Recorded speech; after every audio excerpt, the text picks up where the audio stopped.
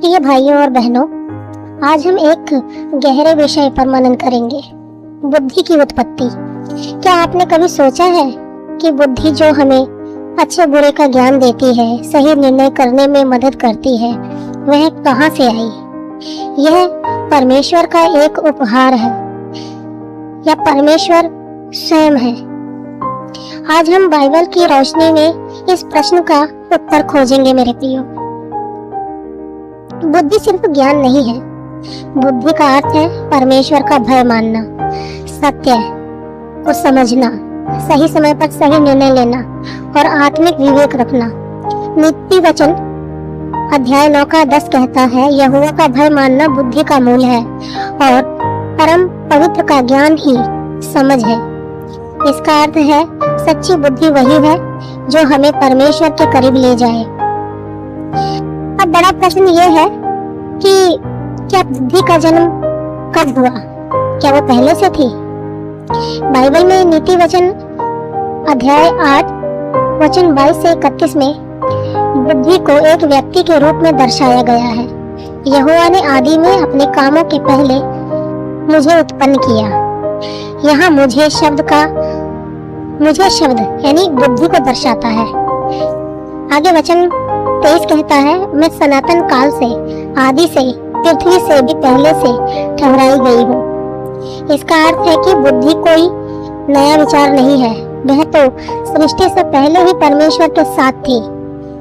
कुछ विद्वान इसे यीशु मसीह के पूर्व अवतारी रूप से भी जोड़ते हैं, क्योंकि वह भी सदैव से ही था और परमेश्वर के साथ था।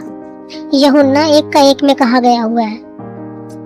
बुद्धि का कार्य, सृष्टि में बुद्धि की भूमिका।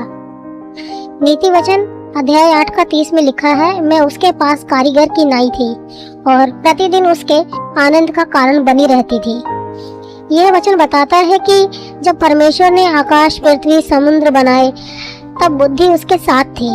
बुद्धि ने सृष्टि के हर एक नियम, गुरुत्वाकर्षण, मौसम, जीवन चक्र आदि को गहराई से निर्धारित किया। भजन संहिता 104 का 24 कहता है, हे यहोवा, तेरे काम क्या ही बहुत है, तूने उन सबों को बुद्धि से बनाया है। परमेश्वर ने जब आदम और हव्वा को बनाया तब उसने उन्हें निर्णय लेने की बुद्धि दी, लेकिन जब उन्होंने भले बुरे के ज्ञान के वृक्ष का फल खाया, उन्होंने अपने विवेक का दुरुपयोग किया।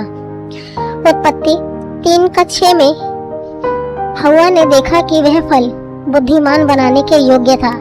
यह बताता है कि मनुष्य की आत्मा में बुद्धि की लालसा पहले से थी, लेकिन उसके सही प्रयोग का जिम्मेदारी भी था।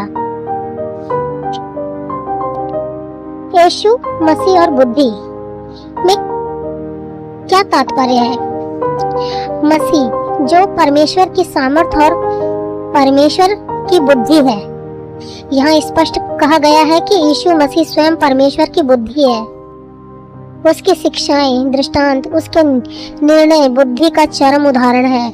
उन्होंने कहा, जो कोई मेरी बातों को सुनकर उन पर चलता है वह बुद्धिमान मनुष्य के समान है। मत्ती अध्याय 7 का 24 में लिखा है मेरे प्रियो। इसका मतलब है कि जब हम यीशु की आज्ञाओं पर चलते हैं तो हम सच्ची बुद्धि में चलते हैं। यदि तुम में से किसी में बुद्धि की घटी हो तो वह परमेश्वर से मांगे, याकूब 1:5 कहता है। यह वचन हमें बताता है कि आज भी अगर हम चाहते हैं कि हमारे अंदर बुद्धि हो तो हमें उसे प्रार्थना में मांगना होगा। पवित्र आत्मा हमें बुद्धि और समझ की आत्मा देता है। यशायाह अध्याय 11 का 2 वचन कहता है। बुद्धि का उद्देश्य क्या है मेरे प्रियो? आइए हम जानेंगे। हमें पाप से बचाना, परमेश्वर की इच्छा को जानने में मदद करना, सही निर्णय लेना, दूसरों के लिए आशीष बनना। नीति वचन 4 का 7 कहता है, बुद्धि प्रधान वस्तु है, इसलिए बुद्धि प्राप्त कर। बाइबल में बुद्धि को एक स्त्री के रूप में पुकारते हुए वर्णित किया गया है, जो दरवाजे पर खड़ी होकर बुलाती है। नीति वचन 1 का 20 कहता है। इसका अर्थ है बुद्धि हर किसी को आमंत्रित करती है, लेकिन उसे वही पाते हैं जो नम्र, परमेश्वर से डरने वाले और उसकी आज्ञाओं को मानने वाले होते हैं। तो हमें आज देखना चाहिए कि बुद्धि कोई नई चीज नहीं, वह सृष्टि से पहले थी, वह परमेश्वर के साथ थी और शायद मसीह की पहचान भी है। वह आज भी हमें उपलब्ध है यदि हम उसे सच्चे दिल से मांगे। आइए हम प्रार्थना करें कि परमेश्वर हमें अपनी बुद्धि से भर दे ताकि हम उसके मार्गों में चल सके और उसकी महिमा कर सके। प्रभु यीशु मसीह के नाम में हम मांगते हैं, आमीन।